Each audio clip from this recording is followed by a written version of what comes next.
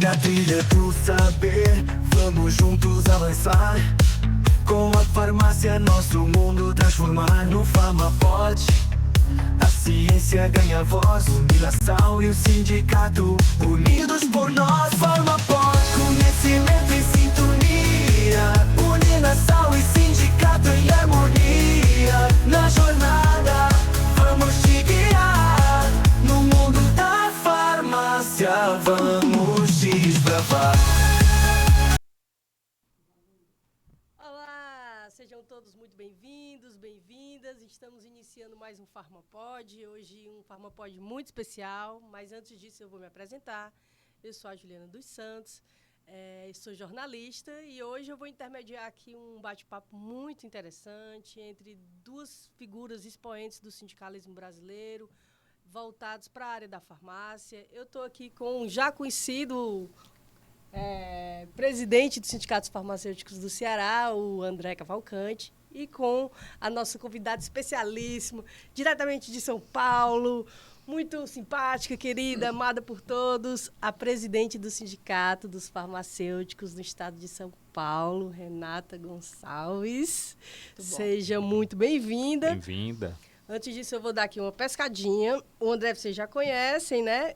E a Renata, ela é especialista em saúde estética, cosmetologia e, como eu falei, presidente dos Sindicatos Farmacêuticos do Estado de São Paulo. Tem outras coisas, o currículo dela é bem abrangente, mas para a gente já entrar no nosso bate-papo, que é o que é importante, eu já vou aqui desejar boas-vindas para vocês.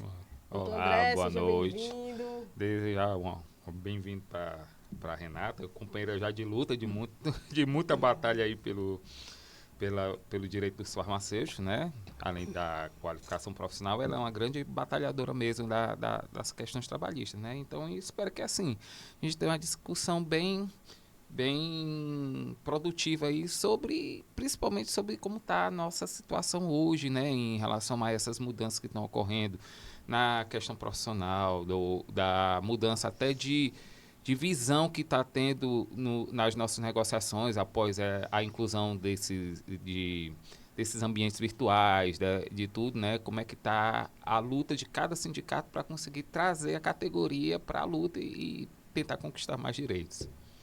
Boa noite, bom dia, boa tarde, eu não sei ainda, mas seja bem-vinda, Renata. Muito bom estar aqui. Acho que é uma ótima oportunidade para a gente estar conversando, né? Mais uma vez no Ceará e agora pelo Sinfarce, e que eu sou fã há muito tempo desse sindicato, né? Copio muitas coisas, né, André? Porque a gente tem que copiar o que é bom. Então, somos lá um sindicato antigo, mas acho que a gente está sempre em busca de coisas boas e novas. Então, o Ceará tem nos mostrado ótimos caminhos para isso. Bom, gente, então vamos lá começar o nosso bate-papo, né? Vamos aqui conversar. Hoje a gente vai realmente focar na questão sindical, que é o que a gente estava conversando antes, né? Sobre a importância de pautar mais essa discussão, né? Infelizmente, houve uma desmobilização muito grande nos últimos anos, por conta de governos anteriores, mas também de uma pandemia, né? Que deixou as pessoas muito em casa, fora das ruas, consequentemente das reuniões, das assembleias, e a gente, digamos assim, o movimento sindical está pagando um preço alto por esses anos, digamos assim, de desmobilização. Então, eu vou perguntar aqui primeiro para a Renata. Renata, diante desse contexto vivenciado nos últimos anos, o que você considera hoje os maiores desafios no enfrentamento à precarização do trabalho, né? O que você, como dirigente sindical da maior cidade do país, né? Eu não sei nem quantos mil profissionais farmacêuticos... Eu ia até fazer essa pergunta, qual é a base, né? Porque ela citou aqui o nosso sindicato, mas eu tenho uma admiração muito grande da Renata, porque você assumiu um sindicato com a quantidade de profissionais que ela vai ter que administrar é muito grande. Quanto é que está, Renatinha? A gente está para uma média de 80 mil farmacêuticos. Né? A gente já bateu os 100 mil inscritos no CRF, então ativos deve estar em torno de 80 mil. uma categoria bem muita. significativa. Bem significativo. E como é para você, gestora, né, de uma entidade sindical com uma tamanha representação, esses desafios enfrentados nos últimos anos? Eu acho que a pulverização do farmacêutico, né, hoje ele está em várias áreas, porém, o farmacêutico, na sua maioria, é um trabalhador, e é um trabalhador por CLT, né, aquele que tem uma carga horária estipulada, aquele que tem hora para entrar, aquele que tem hora para sair. Então, hoje a dificuldade é fazer o farmacêutico se enxergar como tal, como trabalhador. E que isso te traz também alguns deveres enquanto trabalhador, né? Quando a gente fala como sindicato, que a gente precisa, de fato, que ele esteja presente, que ele esteja mais junto do sindicato, a gente não fala por falar. Sim. Porque a gente tem um outro lado que sabe quando a categoria é participativa ou não.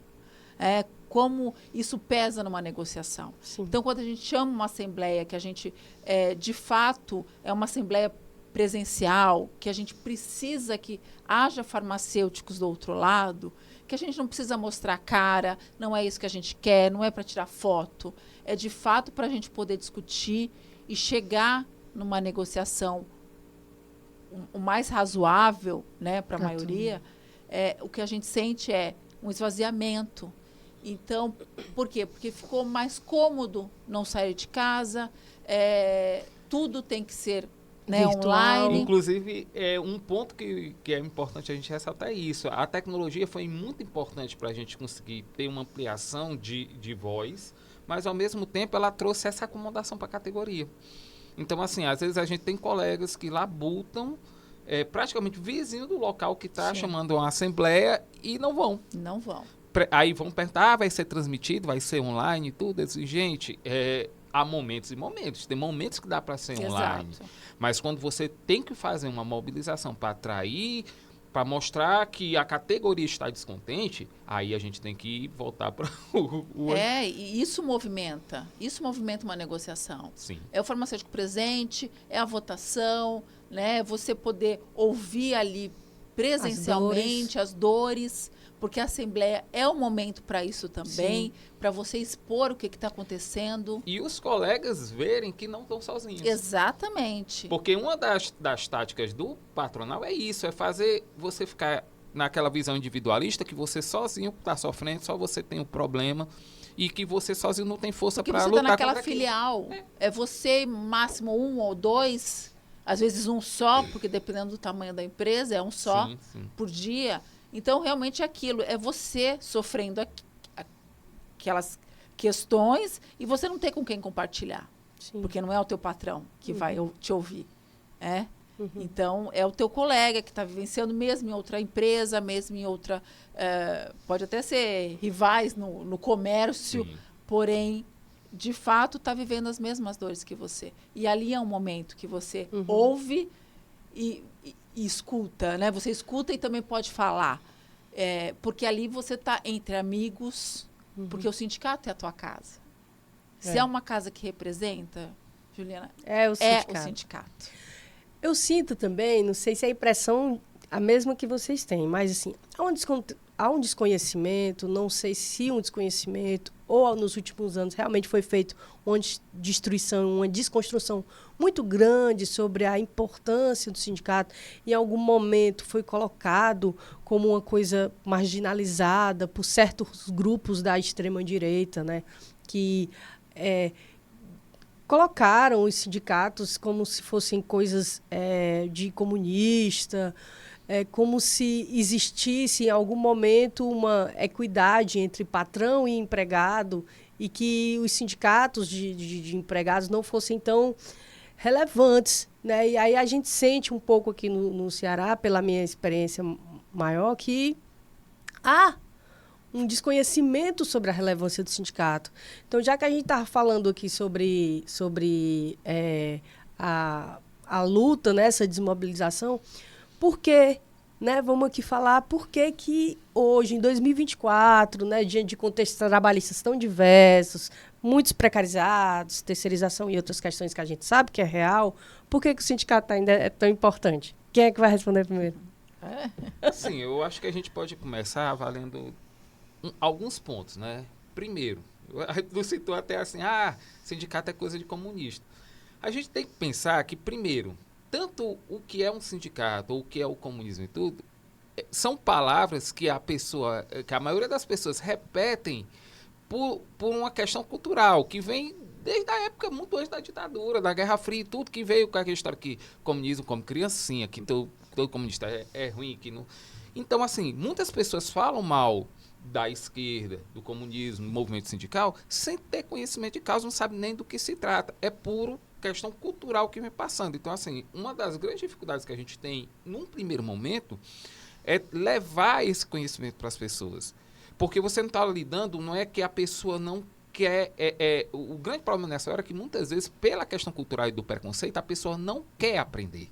A pessoa não quer lhe ouvir.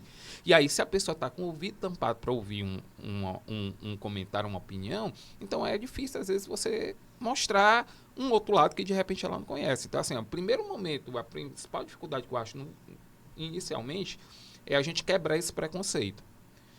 De achar que sindicato é só para quem é de esquerda, que não trabalha. Não, sindicato é para trabalhador. Se você é trabalhador, você tem que estar afiliado num sindicato, você tem que estar lutando na luta sindical. Porque é através dessa luta que você vai condições de trabalho, salário, tudo isso. Então, a gente primeiro tem que lutar com esse preconceito.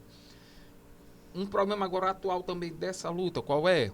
Justamente, que eu comecei a falar, a questão da tecnologia. Então, as pessoas, elas não querem mais se mobilizar, não querem mais sair do local que elas estão, seja casa, seja trabalho, para ir numa assembleia. E aí, era uma ferramenta, né? A Renata já tem essa experiência. Quando a gente reúne um monte de trabalhador num mesmo canto, começa uma corrente de energia e de indignação que faz o movimento acontecer. Sim. Por isso que o sindicato briga tanto pela assembleia presencial. Porque essa mesma corrente de energia não acontece no meio virtual. Quem fez já assembleia, participou de assembleia virtual, você pode ver que muitas vezes a gente fica chamando, alguém quer dar uma opinião, alguém quer falar alguma coisa, o pessoal nem a câmera liga. Então as pessoas nem se enxergam. É só mais um nome que está ali naquela lista. Então, como é que eu vou ter empatia? Como é que eu vou construir isso se eu não consigo nem visualizar o colega? Entendeu? Então, assim, hoje em dia é uma das grandes dificuldades da luta sindical, é fazer esse convencimento. O preconceito existe, né? Isso é fato. O farmacêutico, aqui eu vou falar para os farmacêuticos, eles têm muito pé atrás em relação ao sindicato. E eu acho que um dos meus... do meu trabalho como gestão sindical, como presidente do sindicato, eu estou na minha segunda gestão, é meio que quebrar isso. Eu sou a cara do sindicato. Está vendo alguma coisa estranha aqui? Não, então vamos conversar, né? Vamos quebrar isso. Agora, claro, isso vem de uma história, né, que fizeram o trabalho direitinho para deixar o sindicato marginalizado, deixar o sindicato realmente com esse peso político, que algumas pessoas mas eu não quero me envolver com política. Querido, a partir do momento que você sai de casa para trabalhar, você está se envolvendo com política. Né? Isso está no nosso dia a dia.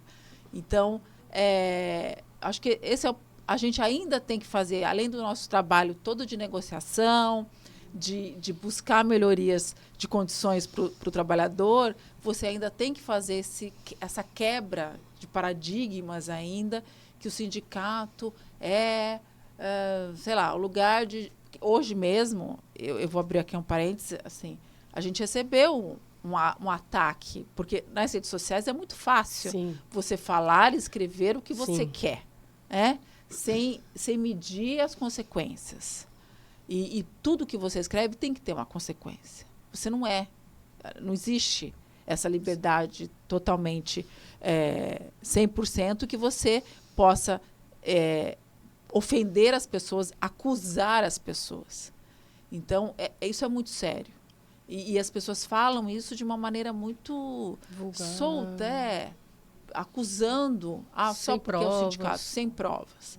Então, eu acho que sim, o farmacêutico, o sindicato ele só existe porque os farmacêuticos existem, e essa contribuição ao sindicato ela tem que ser feita, porque senão a tua negociação não vai acontecer, né? O teu salário não vai ser ajustado porque o patrão quer. Então, essas lutas não acontecem. A gente tem que contribuir, e contribuir sempre. Também não é só quando precisa do sindicato que a gente tem que correr atrás. A maioria das vezes acontece isso, né? Mas, de fato, o farmacêutico ele tem que olhar ainda com outros olhos para o sindicato. A gente faz 1000 manobras, né, André, para conseguir trazer esse farmacêutico, para acessá-lo de diferentes formas. O podcast é uma forma, da gente estar aqui com a cara limpa, falando, conversando, e ele ter vontade de ouvir e entender, puxa, realmente isso está acontecendo. Quer completar alguma coisa? Não, é só porque, voltando o que ela falou, mas, de novo, a gente pensa na questão, até parece que eu sou um cara totalmente anacrônico, quer voltar para o passado, mas, gente, essa falta de empatia é que vem com as redes sociais. Por exemplo, quando a pessoa faz um ataque virtualmente, porque ela não tem coragem de fazer isso na cara do diretor, na cara da categoria. Então, ela se esconde atrás de um perfil de rede social para poder fazer ataque desse. Muitas vezes é robô também, entendeu? Mas, assim, com o objetivo de tentar desmoralizar uma entidade que luta em defesa do trabalhador. A gente, recentemente, teve uma reunião com a categoria para tratar de uma questão de uma empresa aí, não vale a pena citar, mas durante a Assembleia teve uma invasão hacker, entendeu? Com o objetivo de desestabilizar e conseguiu, infelizmente, naquela hora conseguiu. Então, assim, a rede social tem esse problema, coisa que nunca teria acontecido numa Assembleia presencial. Exato. Agora, então, assim, a gente tem que saber qual é a importância da rede social. A gente não pode delegar toda a nossa ação para um meio virtual. Porque aí você sempre entra naquele processo de terceirizar. Eu estou terceirizando a minha luta para uma outra pessoa. É outra pessoa que vai fazer. Eu estou aqui acompanhando, mas eu não estou lá. Sim. Porque meu amigo vai. Só que o meu amigo nunca vai. Nunca vai. Pois é, gente. A gente também viveu uma questão política que foi muito séria no país. E eu acho que uma das maiores consequências, acho que foi a questão da reforma trabalhista. Então, assim, os sindicatos já vinham num processo muito ruim, no sentido de que já vinha sendo desmoralizado, né, principalmente pela extrema-direita, né, deslegitimando uma luta muito fundamental, muito importante, que não surgiu agora nos últimos 20 anos, né? O Sindicato do Ceará tem 80, acho que o Sindicato dos Farmacêuticos de São Paulo tem 82 anos, quer dizer, então, você imaginar que 2 sindicatos com mais de 80 anos de fundação não nasceram num contexto de extrema-direita, mas já passou por muita coisa também. Sim. E se manteve. Hoje se existem as convenções coletivas de trabalho, assegurando direitos que são superiores assim, até a própria CLT, é porque um dia alguém resolveu e compreendeu a importância de um sindicato na vida do trabalhador. Assim, eu queria que vocês falassem um pouco agora sobre esses desafios que é essa questão política, no sentido de que a política, em algum momento, fez uma reforma que prejudicou de sobremaneira os sindicatos, especialmente, mas principalmente os trabalhadores. E a gente, no ano eleitoral, num contexto eleitoral, quero que vocês falem um pouco agora sobre a entidade sindical como esse ser político, sobre a importância da frente parlamentar, que está lá batalhando, né, diuturnamente para sensibilizar, para fazer com que os parlamentares compreendam. E aí vocês podem, inclusive, também falar sobre a questão do lobby fortíssimo das empresas farmacêuticas dentro do Congresso Nacional. Então, eu queria que vocês falassem um pouco sobre essa questão política que a gente vive. A reforma ela veio assim para colocar uma pedra, né, em cima do sindicato. Essa era a intenção. É que nós somos teimosos, né? A gente é muito, muito teimoso. E, modéstia à parte, nós somos muito fortes nesse sentido de palavra e de dessa sensibilidade que a gente tem em manter as nossas lutas. Eu acho que mesmo com toda a gravidade que foi a reforma trabalhista, algo muito bem orquestrado pela extrema-direita, né?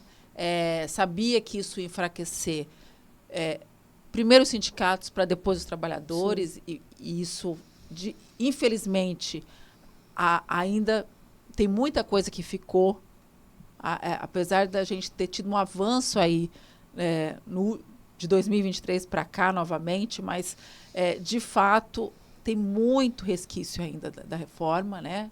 Legalmente falando, e a gente sente isso nas nossas negociações. A ultratividade é uma questão muito séria, que a cada ano a gente tem que pedir, por favor, para manter as cláusulas pré-existentes, porque, e aí ouve do patronal, olha, eu tenho outra atividade, porque eles sabem que isso nos enfraquece, né, e que isso nos remete aí a um desgaste para ter que ficar correndo atrás de uma negociação e agilizar essa negociação. Lógico, teve a questão da contribuição sindical, que foi retirada, né, foi mudada a forma, e que os trabalhadores se empossaram disso, dizendo, olha, não preciso mais pagar o sindicato. Vou entender que numa inocência, né, não entenderam que aquilo, na verdade, era para dizer, afundem o seu sindicato. E se afundem com ele. Exatamente. E o patronal nadou em cima disso, né, porque a gente sabe que eles têm uma força muito grande junto aos deputados federais, aos estaduais, mas muito mais aos federais, né? O que interessa para ele está em nível federal. A gente vê isso, né, André, quando a gente vai para Brasília, que a gente consegue ir para Brasília, porque tem isso também, a gente não consegue estar lá toda semana, porque é um custo muito alto. E eles conseguem. Eles conseguem. Semanalmente, eles têm grupos lá que visitam todos os deputados, né? Deixam materiais, deixam presentes, e a gente, com muito custo, consegue visitar aqueles deputados que são mais favoráveis ao sindicalismo, né? E, de fato, aos trabalhadores. E também tenta entrar naqueles que a gente sabe que é totalmente contra, mas é uma maneira da gente, sim, acessar e mostrar, olha, estamos vivos, mas a gente vê a coisa escandalosa. Então, as nossas lutas, elas vêm também com isso. É importantíssimo esse trabalho junto aos deputados, né, que a nossa federação faz, a frente parlamentar. Por quê? Porque você tem que lembrá-los, olha, existem trabalhadores farmacêuticos, entre tantos, existe a categoria farmacêutica, né, existe uma luta de piso nacional, existe as 30 horas, existem N questões, serviço público, serviço privado. E lembrando que tu está falando dos projetos de lei, bandeira positiva. A gente, 90% é contra a categoria. Então, exatamente, além disso, a gente não está lutando, não é só por melhoria, não. É para evitar que a categoria seja destruída. Medicamento no supermercado. Sim. Então, a gente está sempre correndo atrás do prejuízo. Por quê? Porque o medicamento, ele fascina. O medicamento é algo rentável. Sim. Por mais que a gente lute pelo estabelecimento de saúde, né? E falando no varejo, que hoje é o nosso grande gargalo. Sim. Porque, de um lado, eles são estabelecimento de saúde, quando querem ter farmacêutico lá, 24 horas, sem hora extra, sem folga, de domingo a domingo. Por outro lado, eles são comércio, quando querem seguir o fake comércio, que não dá VR, que não dá folga, que é a bendita da jornada 7x1. Então, hoje, a gente tem esses gargalos aí que acontecem, mas, de qualquer maneira, assim, a reforma ela veio uma bomba em cima da gente, né? A gente ainda está tentando se reerguer. Acho que ano a ano a gente vai respirando um pouco mais. Assim, vida fácil a gente nunca teve, né? Se a gente for pensar, pelo menos aqui no Brasil, nunca existiu um governo realmente totalmente de esquerda, entendeu? Ou pró-trabalhador. Até os governos mais à esquerda, como, por exemplo, o governo do PT e tudo, ele abre muita exceção para a questão do patronal. Inclusive, assim, até uma crítica que se faz de maneira que é para ser construtiva, que o Partido dos Trabalhadores está preocupado com o pobre, mas não está preocupado com o trabalhador.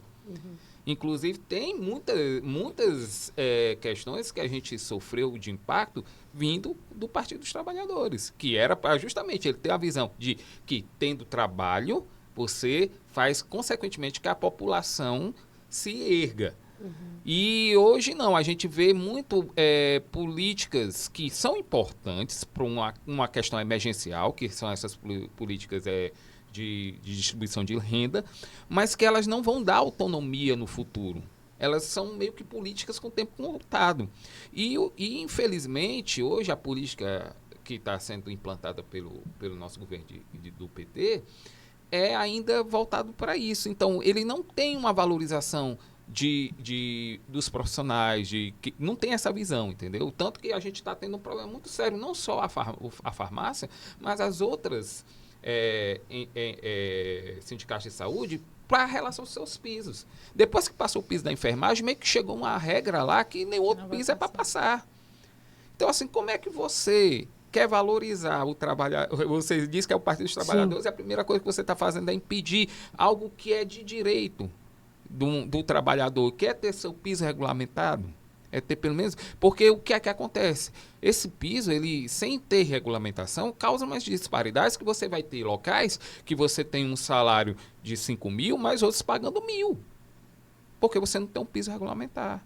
Então, é importante. E ainda assim, o governo não abre olhos para isso, entendeu? E outras coisas. Então, assim, a gente nunca teve vida fácil. Mesmo nos momentos mais à esquerda, a gente sempre tem que estar brigando todo dia.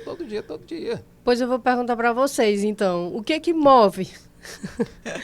O que é que move? Porque, assim, quem não está na luta sindical não entende a grandeza e não compreende o sofrimento que é se manter altivo em lutas tão desiguais, né? Quer dizer, você está ali como sindicato lutando pelo o reajuste salarial do trabalhador contra conglomerados, né? Grandes empresas que arrecadam bilhões por ano com grandes equipes de advogados e grandes influências em Brasília e nos municípios. O que motiva vocês, então? Rapaz, eu vou dizer... O André, eu sei que desde cedo... E eu vou dizer a frase que eu sempre repito, mas é assim... Essa visão só me tornou clara há uns anos atrás. Eu comecei no movimento sindical, lutei, ficava realmente nessa sensação de, poxa, para que eu estou fazendo isso? Mas não teve um movimento que a gente, inclusive, foi um movimento de revés que a gente teve, né? A gente tentou fazer um movimento para conquistar uma melhoria para os servidores públicos de uma cidade aqui do estado, e a gente sofreu um revés na justiça e tudo. E a categoria depois veio reclamar, e aí o negócio ficou claro na minha mente o seguinte, e eu sempre repito em toda a Assembleia desde então. Toda Assembleia, toda vez que eu encontro um trabalhador, eu repito toda vez. Gente, lutar não é certeza de vitória. Mas não lutar, você já está derrotado. Você aceitou a derrota. Então, assim, o que move se eu não me mexer, eu já perdi. Então, eu vou tentar. Eu tenho que tentar. Porque senão, eu já sei que já está tudo perdido. Então, o que hoje me faz me mover é a certeza que se eu não me mover, eu tô pior do que eu tô. Então, para eu não piorar cada vez e cada vez piorar a minha vida, eu tenho que me mexer. Nem que eu não consiga na primeira vez, mas devagarzinho a gente consegue alguma coisa. E o doutor André aqui é persistente, viu, gente? Eu tô quase há 10 anos atuando junto aos sindicatos farmacêuticos do Ceará e, assim, testemunho pessoal aqui para vocês que o nosso amigo aqui é persistente mesmo. Essa como doutor André, vai para sua lápide, né? Exato, pronto, então ele vai lutar sempre que ele puder, viu? Para sempre, pessoal. E a doutora Renata? Ju, é o seguinte, eu digo, a minha vida, for voltar lá 20 anos atrás, eu talvez estivesse do outro lado. Né? Eu era... olhava para o sindicato como o que é o sindicato, que eu acho que está mais atrapalhando a minha vida do que ajudando, Sim. naquele momento. Eu dei uma pausa na minha vida profissional e quando voltei para o sindicato. E aí me permiti conhecer as pessoas melhor, né? Os diretores da época, as pessoas que tocavam aquele sindicato. E quando surgiu a oportunidade de ser diretora, eu pensei, nossa, onde eu estou me metendo? Será que é isso mesmo que eu quero? É muita responsabilidade.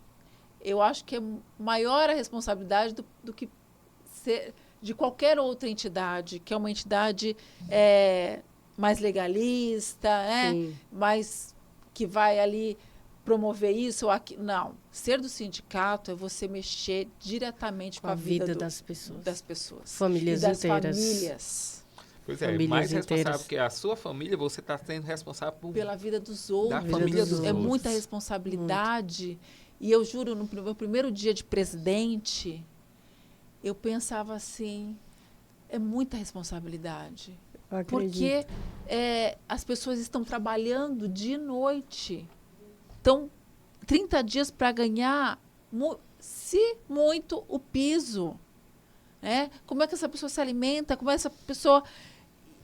Isso mexe muito com a cabeça da gente. Sim. É muito louco. Muito louco. Então, hoje o que me move é tentar melhorar. É o que eu falo, se eu conseguir melhorar 1% da vida do farmacêutico de São Paulo, puxa. Então, quando alguém chega para mim e fala, olha, Renata, vai, Valeu, continua, vai, força. É isso que eu queria ouvir. Né? É o que o André falou, nem sempre a gente vai ter a vitória. Mas não vão me derrubar facilmente. Eu sou mulher, o que já é um baita enfrentamento. Sim. Você vai para uma mesa de negociação onde só tem homem. E se você se exalta um pouco, você histérica. É histérica, olha, louca. Então, a gente fica numa posição já, né, que a gente tem que... Já se impor bastante. Já se impor. Então, e é isso, é todo dia. Todo dia a gente tem um problema. Todo dia tem um farmacêutico angustiado, precisando, né, de N setores, público, privado, hospital, drogaria. A gente sabe onde talvez estejam os maiores problemas, mas a gente vai tentando. Mas, de fato, é isso. Se eu conseguir melhorar um pouquinho a cada ano, é um pouquinho a cada ano que eu vou melhorar. Eu acho que vocês são dois teimosos, mas, para além disso, vocês são pessoas muito preocupadas com o próximo, principalmente com o colega, né, o colega farmacêutico. Então, para a gente ir se encaminhando aqui, o que vocês pensam da questão do futuro da profissão? Agora, fazendo um pouco dessa questão sindical, que também passa por uma questão sindical. Mas como vocês enxergam a questão do futuro farmacêutico, né? Com novas tecnologias, inteligência artificial, muitos mecanismos de tecnologia dentro da farmácia, né? Na perspectiva de substituir o farmacêutico, que já é realidade em alguns lugares. Não vai faltar projeto de lei para tirar, entendeu? A primeira resposta, a resposta lá de cara, o que é que a gente vê no futuro? Muita luta. Muita luta. Muita luta. E um robô tentando roubar porque agora, o trabalho. além de brigar com o patrão, a gente vai brigar com o robô também. Com o robô também. Não, mas isso é muito sério, Jô, porque assim... É sério. Às vezes, o que a gente ouve às vezes, até o farmacêutico achando que um dia ele vai... O farmacêutico, por exemplo, de drogaria, que um dia ele vai trabalhar home office. Sonho, né? Isso já tem esse sonho. Não é compatível com a assistência loucura, farmacêutica. Não é. Ou você está fora, ou você está dentro. Não existe um meio termo para assistência farmacêutica. Então, me assusta muito, sim, quando vem a telemedicina, a telefarmácia, os exames clínicos dentro das drogarias. A gente fala, lógico, na acessibilidade à população. Hoje ficou uma coisa muito... A linha ficou muito tênue da acessibilidade. O que você, de fato, tem que deixar acessível ao usuário? E, no fundo, é um grande marketing, porque, de fato, as drogarias precisam fazer exames clínicos. Até que ponto isso ajuda o usuário? Sim. Né? Mas não, isso é mais um encargo para o farmacêutico. É mais uma atribuição para o farmacêutico e que não se reverte em salário nem em condições de trabalho. Então, as nossas lutas elas vão se modificando. Sim. Né? Vêm as atualizações, as portarias e nada, de fato, em torno do trabalho. Isso, aí eu acho que o André colocou uma crítica política, eu coloco até uma crítica às agências reguladoras, né? Ao próprio Ministério da Saúde, que de fato tem que pensar que lá na ponta, antes do usuário do medicamento, tem uma figura que é o farmacêutico. Sim. E outros trabalhadores que estão em volta, né? E que não dá para você simplesmente colocar uma carga tão grande nesses profissionais e o sindicato que corra atrás para conseguir. Quando é conveniente, chama para conversar, quando não é conveniente. Então, a gente também quer participar disso. E é a doença do capitalismo tardio, entendeu? A pessoa não fica pensando na melhoria do serviço, mas sim na maneira de eu gastar menos e lucrar mais. Porque, seja sincero, quem troca um atendimento presencial com um profissional para ir para uma televisão? Eu não gosto. Entendeu? Pode ter... como diz, é uma necessidade, é para algo que seja quando eu não puder. Mas hoje está virando regra. Eles querem transformar em regra. Por quê? Porque na hora que eu faço isso, por exemplo, vamos pensar em farmácia. Na hora que eu puder botar um farmacêutico por televisãozinha para atender, eu não preciso mais contratar um farmacêutico por loja. Eu contrato uma para 15, para 20. E aí o que é que aumenta? Desemprego. Aí o que é que aumenta junto com o desemprego? A diminuição das condições de quem está empregado. Por quê? Porque começa a ameaça do padrão de dizer, tem ali o cara que aceita, se você não baixar a sua condição de vida. Então, é tudo precarização de trabalho. Mas isso é uma doença justamente da questão do capitalismo tardio, porque vai cada vez mais tentando tirar leite de pedra, tirar lucro de onde já está no limite. E aí volta a crítica de novo ao governo. O partido, né, dos trabalhadores era para ter uma visão de melhorar a empregabilidade, de trazer mais empregados, justamente combatendo algumas dessas práticas, como telemedicina, telefarmácia, tudo, que no final, a bem a cabo, o objetivo final é reduzir a quantidade de profissionais. Tentar reduzir a uma televisão o atendimento. Quando você podia estar mais preocupado em gerar condições de empregabilidade para essas categorias. Eu acho engraçado que a gente passou pela pandemia, era todo mundo batendo palma. Palma não alimenta trabalhador. É muito bom para o ego num momento, mas não alimenta ninguém. E aí, não vamos pensar na farmácia não, vamos pensar na enfermagem mesmo. Um grupo gigantesco aí que conseguiu passar o piso, mas até agora não conseguiu aplicar. Com uma série de empecilhos. E era quem estava todo mundo batendo palminha para os enfermeiros, para os médicos, entendeu? Palma não alimenta ninguém. É o mesmo caso da gente. Eu só um exemplo. Hoje eu cheguei no hotel e fui dar uma caminhadinha e, claro, me deparei com uma rede de drogaria enorme, que tem em São Paulo também, né? Uma rede nacional. Mas uma coisa monstruosa. Eu até fiquei com receio de entrar, porque parecia que estava fechada. Eu sei qual é essa, pela localização do seu hotel, eu sei qual é. E eu entrei. Eu fui, olhei e tal. E tem agora, eles colocaram caixas eletrônicos para você ir direto, não precisa mais passar pelo caixa, né? É que nem alguns mercados têm, já mostra a caixinha, né? O código de barra. Pelo código de barra, já paga na própria máquina, tudo eletrônico. Ou seja, olha quantos trabalhadores eles estão já pensando em tirar, né? E vai sobrar para quem? Para o farmacêutico. Porque ainda é obrigatório.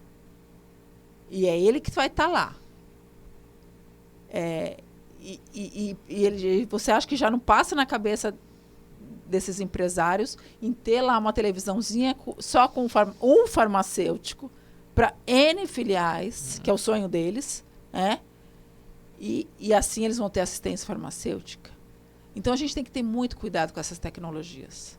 inteligência artificial é muito bonito no papel, mas de fato, onde isso nos afeta enquanto trabalhadores, enquanto população, enquanto usuário de medicamento, isso é muito sério.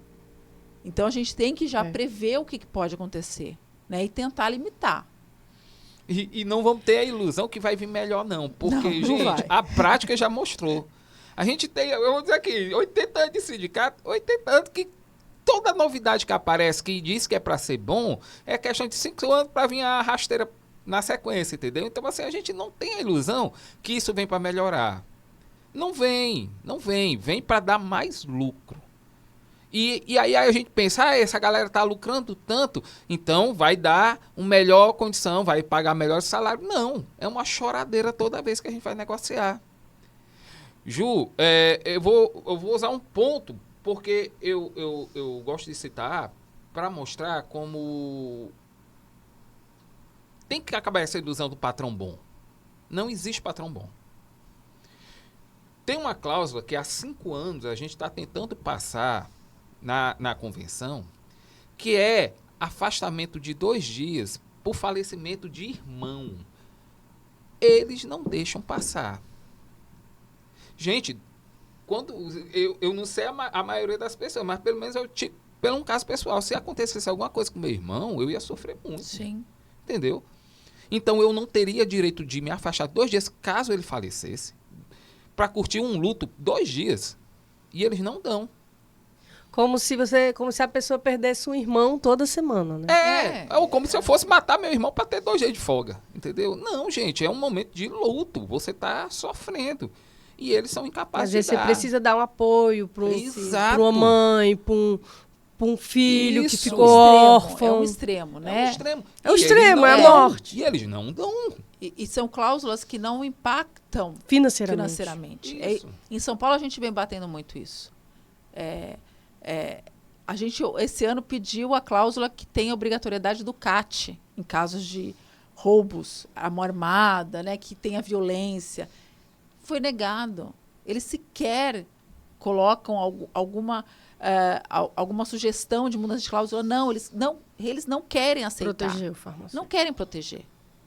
E a gente teve um caso gravíssimo em São Paulo, há 2 meses atrás.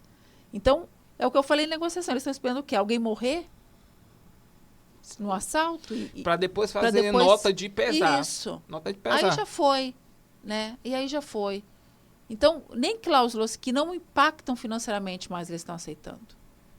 Eles não querem nenhum benefício social, mental, psicológico para o Saúde Saúde mental. não querem. Esse ano, a gente estava com uma cláusula para acompanhamento de pais idosos para consultas médicas. Gente, o mundo mudou. Hoje a expectativa de vida aumentou bastante. A gente pediu uma cláusula que há 70 anos de idade, que já é uma idade avançada, fosse afastado. Na reunião que foi se discutir, a representante da federação, das empresas lá que estavam na negociação, disse, não, 70 anos, eles são muito jovens ainda. Assim, gente, eu não sei vocês, mas eu com 40 e pouco, eu já estou me trevando todinho. Imagine 70 anos. É sobre isso. Então é sobre isso. É entender que, gente, não existe capitalista bonzinho. Ele quer lucro e cada vez mais. A qualquer custo. A qualquer custo é cada vez mais. Porque não é nem manter o lucro que ele tem, ele quer aumentar. Ele quer aumentar o lucro dele cada vez mais. Por isso que o destino final do capitalismo é você chegar num ponto que só exista uma única empresa dominando tudo. Porque uma vai engolindo a outra, e cada vez mais gente escrava daquilo, recebendo menos, entendeu? E tendo que se sujeitar. Por isso que a gente tem essa discussão, inclusive a gente tem uma discussão mesmo da questão de visão econômica da realidade.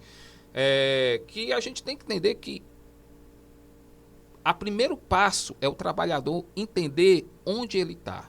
Ele ter consciência de classe. Porque hoje o que a gente vê é Uber, iFood dizendo, eu sou dono do meu trabalho. Do meu negócio. Entendeu? Eu sou dono do meu negócio. Não, ele está totalmente precarizado. Ele está passando 12, 18 horas trabalhando. Entendeu? Sim. Coisa que ele, com carteira assinada, ele não podia passar de 12 horas e ainda cheio de garantias, entendeu? Ele não pode tirar férias, porque no dia que ele tirar férias, ele não recebe. Entendeu? Então, assim, é primordial que a gente consiga fazer que a categoria tenha noção de classe, saber em que classe ele está. E ainda tem um detalhe, eu não sei, eu ia até perguntar para Renata se lá em São Paulo é diferente, mas aqui a gente tem uma realidade bem engraçada. É impressionante quando o trabalhador recebe o DR dele, né, vira doutor, que ele deixa de achar que é trabalhador. Opa. A gente vê movimento aqui de motorista de ônibus, de construção civil, que é uma porrada de gente parando, furando pneu de ônibus, é a maior coisa. E eles conseguem. Aí a gente chama o farmacêutico, com muito sacrifício, a gente consegue botar 50 numa assembleia. Assim, a gente já teve algumas vitórias grandes, mas foi muito trabalhoso, mas a gente já conseguiu botar 300. Mas comparando que a gente tem 8.000 farmacêuticos, 300 não é muita coisa. Entendeu? Então, assim, lá em São Paulo é a mesma coisa. É a mesma coisa, André. Ou pior, né? Pelo tamanho que a gente tem, os números são piores.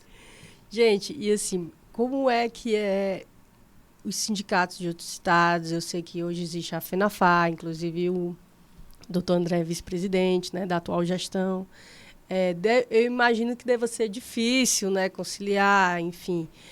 São muitas frentes de atuação, também do farmacêutico, e aí, evidentemente, que a federação tem que dar de conta, mas, assim, o farmacêutico também, às vezes, desconhece a existência da Federação Nacional dos Farmacêuticos, né, tem sede em Brasília, se não me engano. Não, São Paulo. São Paulo, sede em São Paulo. Então, assim, como é... Porque eu imagino que, por exemplo, os sindicatos farmacêuticos de São Paulo ir sozinho lutar lá em Brasília por uma pauta, evidentemente que não vai ter a mesma força se for uma federação que congrega tantos sindicatos. Então, vamos falar aqui para quem não conhece da importância de uma federação dos farmacêuticos e os desafios, né, enfrentados por sindicatos assim, das mais diversas regiões. Vocês estão mais viajando e conhecendo outras realidades.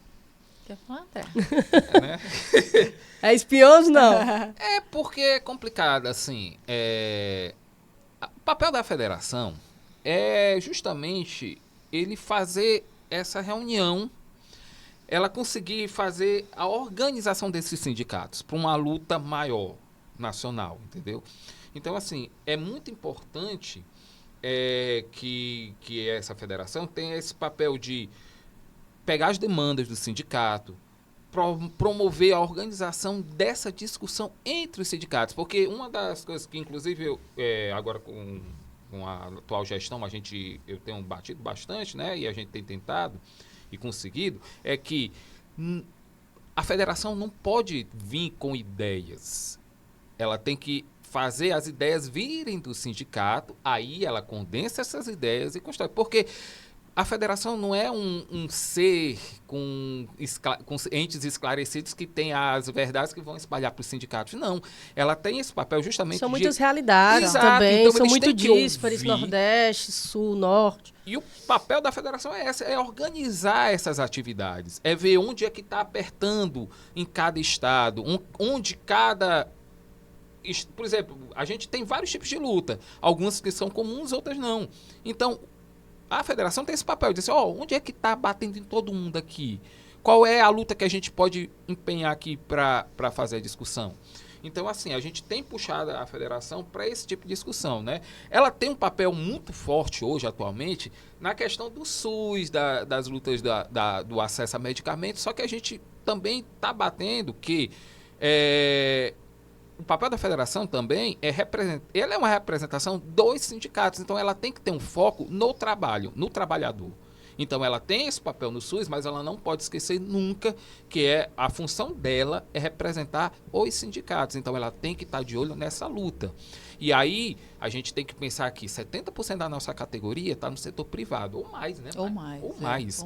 Então a luta tem que ser voltada para essas questões do setor privado. Então a gente precisa dessa intermediação, de ter uma federação que venha junto quando a gente for abrir uma negociação com uma empresa, com a rede, entendeu? Porque a rede é forte. Por quê? Porque ela realmente faz esse papel. Ela está representando o país inteiro. Então, a federação entra nessa hora também. O sindicato vai negociar, mas tem a federação do Brasil inteiro por trás, fazendo isso. Avalizando, né? Acho que a federação, hoje ela está com 21 sindicatos, né? filiados, e acho que é uma grande oportunidade da gente entender as diferenças e as igualdades também entre os sindicatos. É a oportunidade que a gente tem, como aqui estamos, São Paulo e Ceará, né, numa parceria forte, a gente está sempre se falando, entendendo Trocando alguns informação. problemas comuns, outros não. Então, algumas coisas que o André tem aqui eu não tenho lá e vice-versa.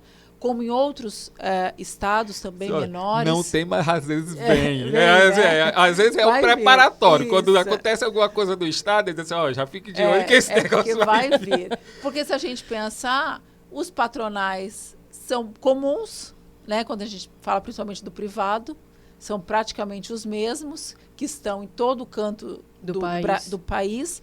Então, a federação ela tem isso, ela tem que nos proporcionar essa troca de informações entre os sindicatos, que é muito importante para a gente não pode ficar isolado, né? O sindicato que está isolado não funciona mesmo, a gente tem que estar sempre junto, um fortalecendo o outro. Então, se eu posso alguma coisa, eu tenho que ajudar aquele que não pode. Isso é um pensamento que a gente veio tendo, né, André? E dessa ajuda também. Então, acho que até com toda a problemática da pós-reforma, eu acho que a gente conseguiu, nos farmacêuticos, essa sensibilidade. Então, olha, ninguém larga a mão de ninguém, vamos se ajudar, e ninguém cai. Então, aquele que estava caindo, a gente vai e pega pelo braço. Então, eu acho que a federação tem que ter esse papel de manter estes sindicatos unidos, e, de fato, o que o André falou, assim, igualar essas informações e tentar que a gente se antecipe aos problemas. Por que só o patronal se antecipa? Não, a gente tem que se antecipar. Então, se precisar ir lá fazer uma vigília em Brasília, vamos fazer a vigília em Brasília. Vai quem pode. Vamos todo mundo. Exatamente. Então, essa aglutinação dos sindicatos é essencial. E a federação tem esse papel. Muito bem. Gente, vamos caminhando para o final. A gente vai chegar àquele momento que a gente sempre dá uma dica de filme, livro. Eu nem falei isso para a doutora Renata. Ela está dizendo que é péssima. Eu sou péssima. Mas, doutor André, se não tiver, a gente vai encaminhar aqui para apresentar as despedidas. Eu até tenho. O Parasita. Eu acho que... O filme, né? O filme. É uma realidade, não é do nosso país, mas tem uma realidade dessa questão do capitalismo. Então, é muito importante dar uma olhada nas outras realidades. Tem na Netflix, viu, pessoal? Tem na Netflix, Parasita, um filme coreano. Muito bom. Então, assim, eu acho que para começar a cabeça de quem ainda não teve despertou a luta de classe, eu acho que dá para ver um negócio que é bem popularzão, porque ele ficou muito conhecido e tal, mas já coloca um negocinho para começar a cutucar a cabeça da gente.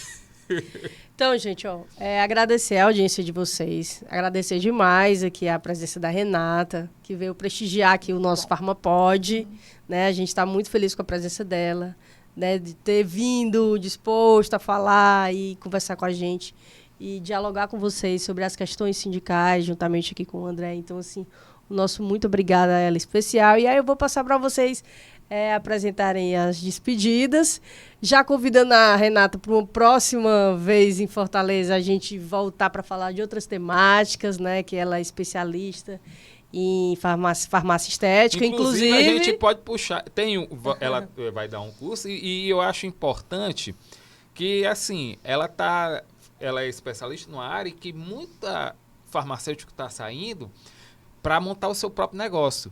E é importante eles entenderem o seguinte, vocês estão montando seu negócio, mas vocês são trabalhadores. Exatamente. Tá? Não viraram empresário, não. Ainda são trabalhadores. E eu falo até pro pequeno. O farmacêutico, às vezes, ele bota uma farmácia e já se acha um grande empresário. Assim, gente, vocês têm que entender que vocês, microempresários, às vezes trabalham mais que o trabalhador de carteira assinada. Verdade. São enormes. Então, nessa hora, eles têm que também enxergar o sindicato como um amigo. Entendeu? Sim, o sindicato, sim. ela não tá... A gente não briga contra o empresário, não. A gente só quer o que é justo. E a gente pode trabalhar com o micro justamente em ver possibilidades para facilitar e ajudar o trabalho dele, porque o grande inimigo do micro é o grande empresário. Exato. Ele tem que entender que o inimigo dele não é o trabalhador, não é o sindicato, é a grande empresa que está predando ele. Entendeu? Ele não quebrou, não é porque ele não consegue pagar um farmacêutico, ele quebrou porque ele não consegue concorrer com a empresa grande. Então a gente tem que trabalhar junto. Então também é uma coisa importante de entender. Vocês vão virar empresários, mas vocês não deixam de ser trabalhadores. Tem que trabalhar em dobro. O André quer todo mundo trabalhador. Ele não quer saber de ninguém patrão, não. Trabalhadores univos. A frase de encerramento para mim, entendeu? Esse homem é sindicalista mesmo. Vamos lá, doutora. Bom, eu acho que assim, eu disse no começo, eu sempre fui muito fã do Sinfarce, né? Acho que talvez eu nem era presidente ainda e eu já olhava o Sinfarce assim, com aquele olhar de que, puxa, os farmacêuticos são diferentes, a coletividade é diferente, né? O senso político é diferente. Eles apoiam bem. Então eu acho que aquela invejinha, sabe que a gente tem? Inveja branca. Né? Não pode falar isso. Aquela invejinha a gente tem. Mas, assim, isso até me deu gás, talvez, para que eu tentasse ser presidente e esteja aqui na minha segunda gestão.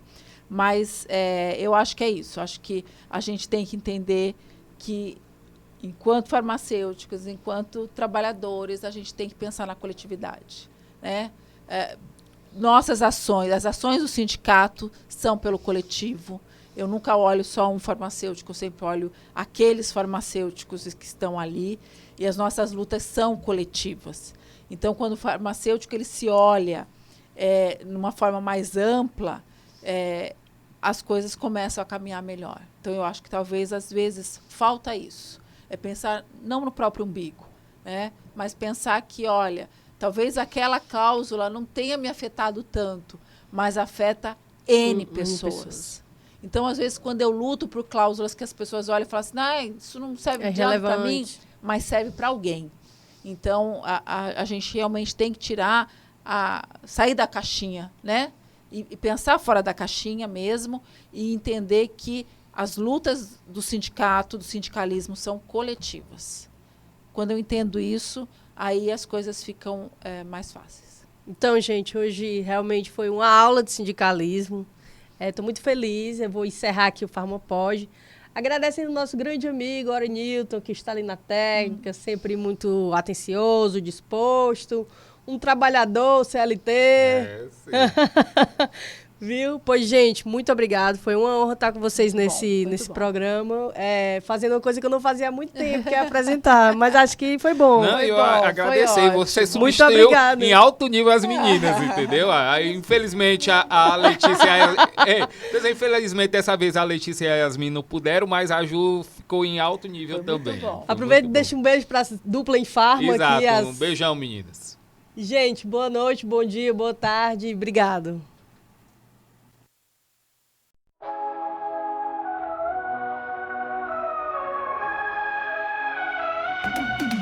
Na trilha do saber, vamos juntos avançar. Com a farmácia, nosso mundo transformar no Farmapod. A ciência ganha voz, o Milassal e o sindicato, unidos por nós.